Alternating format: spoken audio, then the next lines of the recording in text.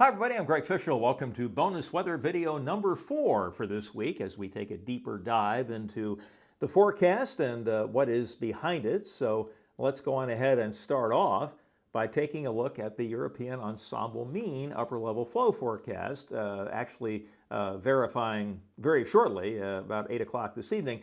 And again, you can make out this cutoff low. I had a question from one of my subscribers earlier today about what do those closed circles mean. Well, we call it a cutoff low because it is cut off from the main jet stream.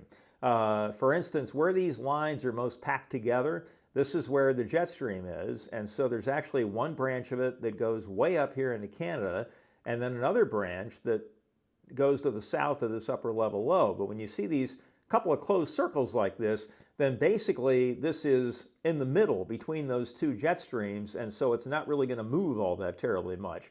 And then once this opens up into an open wave, then it begins to scoot on along. So this is why we've had this persistent unsettled weather pattern this week. Now, if we venture on ahead to Sunday at 2 in the afternoon, then this has opened up into what we call an open wave, where you see a little dip in the lines here. So there's a trough axis right where those lines dip, but we no longer have the closed circles. So this thing is beginning to move. And when the trough axis is east of us, east of the triangle, it's actually closer to the North Carolina coast here, that would imply that the upward motion associated with this wave is going to be east of the trough axis out in here.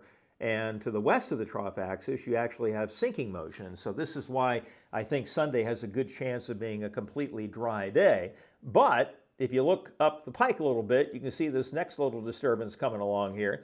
And by the time we get to Monday afternoon at 2 o'clock, this thing is really bearing down on us. Now, what concerns me, I'm just going to use that word right now, is that sometimes these disturbances coming along in a northwest flow can generate some pretty strong thunderstorms because they're coming from the northwest where there's plenty of cold air aloft. And also notice how the lines are spreading apart here, which is what we call diffluence. And many times that ends up being associated with divergence.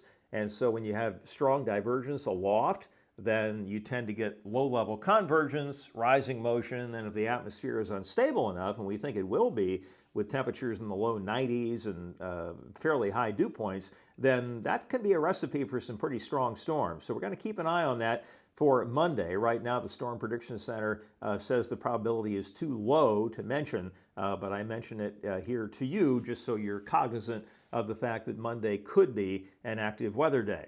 Okay, here is the European Ensemble temperature forecast. The red line is the normal, the 30-year average, and notice that all these numbers are slightly below that line. Now, the European Ensemble mean does have a cold bias. There's no question about that. And so in reality, it may actually be right along that line as opposed to just below it. But still, there is no indication of any really oppressive heat heading our way for at least the foreseeable future of 10 days down the road. And if we take a look at the precipitation forecast, and I again will take myself out of the picture here so you can see all of the numbers, the biggest increase that occurs is between now and tomorrow evening, right in here. And then on Saturday, very little increase on Sunday, and then we have another jump here Monday afternoon and Monday night, and that's in association with that wave coming along in the northwest flow. So I think tomorrow will be a fairly active day, although again, and when I say active, not severe necessarily, but just off and on showers and storms. And then I don't think we'll see much more than just scattered activity Saturday, maybe no activity Sunday, and then we ramp up again Monday afternoon and Monday night. And then last but not least, I wanted to show you the American Model Precipitable Water Forecast. This is the amount of water vapor integrated through the entire column of the atmosphere. And right now, we're up around this 2-inch mark, which is, pretty moist. I mean, it's loaded up from top to bottom.